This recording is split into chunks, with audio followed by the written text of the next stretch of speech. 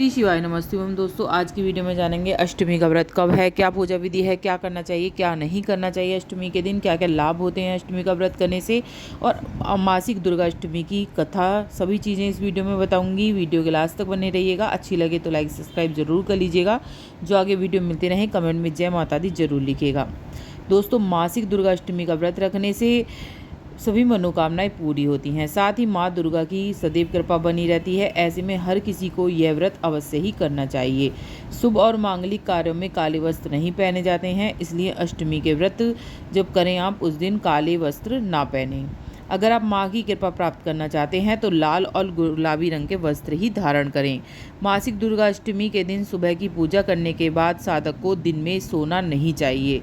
दिन में माँ दुर्गा का भजन कीर्तन करें। इसके अलावा मासिक दुर्गा अष्टमी के दिन मांस मदिरा सेवन भूलकर भी ना करें। ऐसा करने से माँ दुर्गा नाराज हो जाती हैं। ना ही घर में लहसुन प्याज आदि चीज़ें बनाएं, ना ही उसका सेवन करें। हिंदू धर्म में तुलसी का पौधा बहुत ही पूजनीय माना गया है। माना जाता है कि तुलसी में माँ लक्ष्मी का वास होता है, इसलिए मासिक दुर्गा अष्टमी के दिन तुलसी के पास अंधेरा ना रखें। इसके लिए पौधे के पास घी का दीपक जलाएं। मान्यता है ऐसा करने से घर में सुख समृद्धि का वास होता है। मासिक दुर्गा अष्टमी पर सुबह स्नान कर साफ वस्त्र धारण करें और सूर्य देव को जल अर्पित करें। इसके बाद माँ दुर्गा की पूजा कर श्रद्धानुसार गरीबों को धन भोजन और वस्त्र का दान करें। इससे जातक के जीवन में शुभ फलों की प्राप्ति होती है। मासिक दुर्गा अष्टमी के दिन पूरे दिन घर को खाली नहीं छोड़ा जाता है।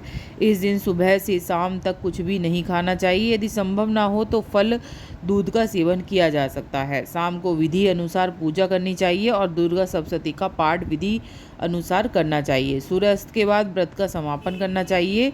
सात्विक भोजन से ही व्रत का पारण आपको करना है। इस दिन बाल और नाखून बिल्कुल भी नहीं कटवाने चाहिए। सुहागन स्त्रियों को अष्टमी के दिन ऐसा कार्य ना करें। हो सके तो इस दिन मेहंदी जरूर लगाएं। 16 श्रृंगार कर माता की पूजा करनी चाहिए। इससे घर में सुख समृद्धि तो आती ही है, पति की लंबी उम्र का आशीर्वाद भी आपको मिलता है। मासिक दुर्गा अष्टमी व्रत करने से माँ दुर्गा के आशीर्वाद के साथ जीवन में सभी कठिनाइयों से भी छुटकारा मिलता है। इस दिन व्रत करने से भक्तों को सुरक्षा, समृद्धि, व्यवसायिक विकास और सफलता, शांति मिलती है। साथ ही जीवन में जो कष्ट आते हैं वो भी दूर होते हैं। ऐसे में जातक लगातार परेशानियों से घिरे हुए हैं तो इस दिन का उपवास जरूर रखना चाहिए। कैसे उत्पत्ति हुई माता की और क्या है मासिक दुर्गा अष्टमी की कथा, अब जान लेते हैं इस वीडियो में। दोस्तों, क्या हुआ था जब बहुत ही ज़्यादा असुरों का आतंक मच गया था तो सारे जो देव थे वो भगवान शंकर जी के पास गए थे। शंकर जी से आराधना करने लगे थे कि हमारी समस्या का समाधान करो। तब शिव जी ने समस्या के समाधान के लिए अर्धनारीश्वर का रूप धारण किया था।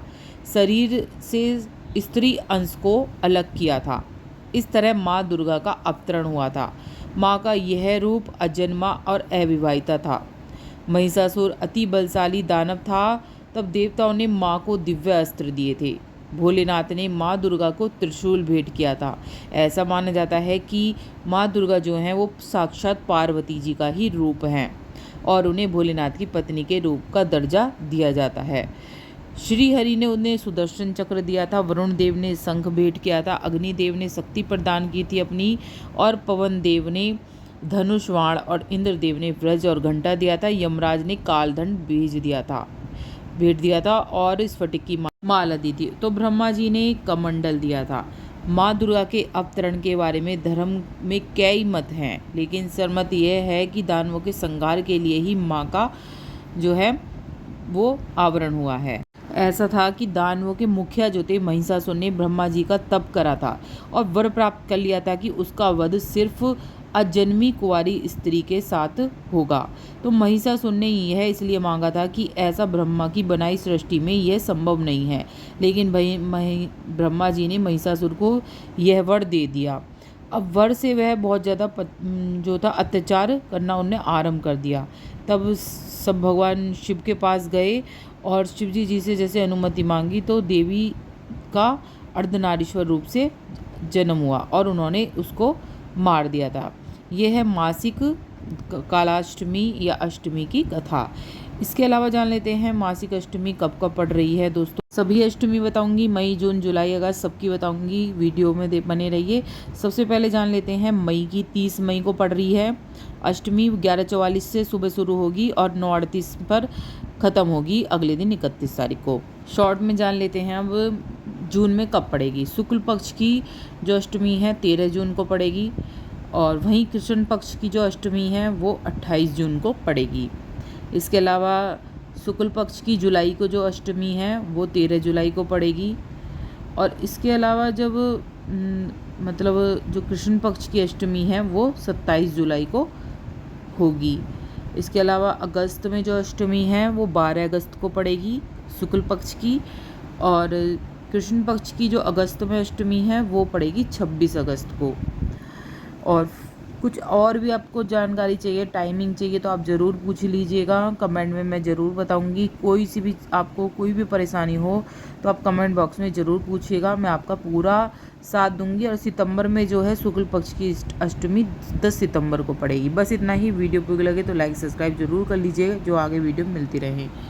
और इसके अलावा जो भगवान जब माता की पूजा करते हैं तो भोलेनाथ की पूजा करने से आपको दुगना फल इसका मिलेगा।